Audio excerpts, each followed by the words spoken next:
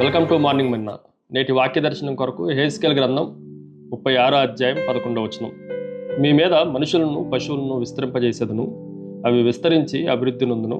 పూర్వమన్నట్లు మిమ్మల్ని నివాస స్థలముగా చేసి మునుపటి కంటే అధికమైన మేలు మీకు కలగజేసేదను. మరొకసారి దేవుని వాక్యంలో నుండి ఉదయకాల సమయంలో హెజ్కేలు ప్రవచన గ్రంథంలో నుండి 4 ప్రాముఖ్యమైన సత్యాలు మనం గ్రహించాలి. Number 1, it is a mercy, కరుణ, దయ. ఈ మాటలు మనం జాగ్రత్తగా ఆలోచన చేస్తే దేవుడు మరలా మనల్ని పునరుద్ధరించడానికి మునపటి కన్నా అధికమైన మేలులతో మనల్ని బాగు చేయటానికి కారణం ఏంటి అని అంటే దేవుని దయ, దేవుని కరుణ మాత్రమే. మనకి అర్హత ఉందని మనం పునరుద్ధరించబడలేదు, కానీ దేవుడు దయగలిగిన వాడు గనుక మనము తిరిగి పునరుద్ధరించబడతా వచ్చాము. ఈ సత్యాన్ని మనం జాగ్రత్తగా ఆలోచన చేయాలి. God's mercy is powerful miracles అన్న విషయాన్ని మనం జాగ్రత్తగా ఆలోచన చేయాలి. ఆయన దయ వలనే మన జీవితాల్లో శక్తివంతమైన అద్భుతాలు జరుగుతున్నాయి అన్న విషయాన్ని కూడా మనం గ్రహించాలి. కాలిపోయిన ఎండిపోయిన నేల మీదకి ఎలాగైతే మొదటి వర్షపు చుక్క పడినప్పుడు అది పులకరిస్తుందో, ఎప్పుడు దేవుని దయ ఎండిపోయిన మన జీవితాల్లో అలాగే ప్రారంభించబడుతుంది అన్న సత్యాన్ని మనం గ్రహించాలి.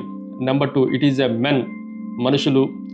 నేను మనుషులను పశువులను విస్తరింపజేసేదను అన్న మాట కూడా ఈ వచనంలో కనిపిస్తూ ఉంది.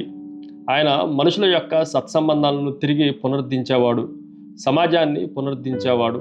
ఒకప్పుడు గాలికి వదిలివేయబడిన నిరుత్సాహంతో నిండిపోయిన గ్రామంలోనికి తిరిగి ప్రజలు వచ్చినట్లుగా, పిల్లలు ఆడుకుంటున్నట్లుగా, మరలా సెలబ్రేషన్స్ ప్రారంభించబడినట్లుగా దేవుడు మన కుటుంబాలను, మనుషుల్ని, పశువులను కూడా ఆయన తిరిగి విస్తరింపజేయగలడు అన్న సత్యాన్ని ఈ ఉదయకాల సమయంలో మనం గ్రహించాలి. 3వ విషయాన్ని మీకు జ్ఞాపకం చేస్తాను. ఇట్ ఈజ్ ఏ మల్టిప్లై, విస్తరించబడటము, అభివృద్ధి చెందటము అని రాయబడతా వచ్చింది. దేవుడు పునరుద్ధరించటం మాత్రమే కాదు, ఆయన మనల్ని విస్తరింపజేసేవాడు, తిరిగి మనల్ని అభివృద్ధి చేసేవాడు అన్న విషయాన్ని కూడా మనం గ్రహించాలి. చాలా కొద్దిగా విత్తిన రైతు విస్తారంగా పంట ఎలాగైతే కోయగలడో, కేవలం మన వలన మనం చేసే కొద్ది ప్రార్థనో, కొద్దిగా విశ్వాసతో, కొద్దిగా నమ్మకత్వాన్నో దానిని బట్టి దేవుడు విస్తారమైన పంటను మరలా మనకి సమకూర్చగలడు అన్న సత్యాన్ని మనం గ్రహించాలి. 4వ విషయాన్ని మీకు జ్ఞాపకం చేస్తాను. ఇట్ ఈజ్ ఏ మెమరీ, జ్ఞాపకము. ఈ మాటను కూడా మనం జాగ్రత్తగా ఆలోచన చేస్తే మునుపటి కంటే అధికమైన మేలుతో ఆయన మనల్ని తృప్తిపరిచేవాడు. మునుపు మన పరిస్థితులన్నీ బాగాలేదు. ఆ మెమరీ జ్ఞాపకం వచ్చినప్పుడల్లా దుఃఖము ఇశ్రాయేల్ ప్రజల్లో కానీ మన జీవితాల్లో కానీ కనిపిస్తూ ఉంది.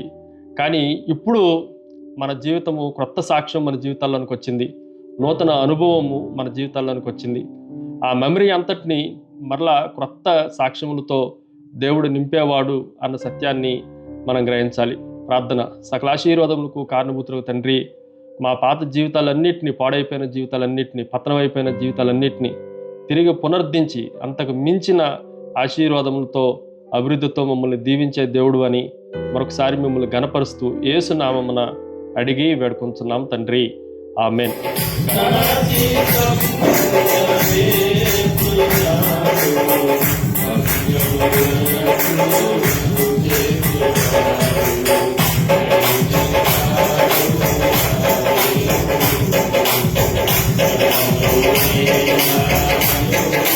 God bless you.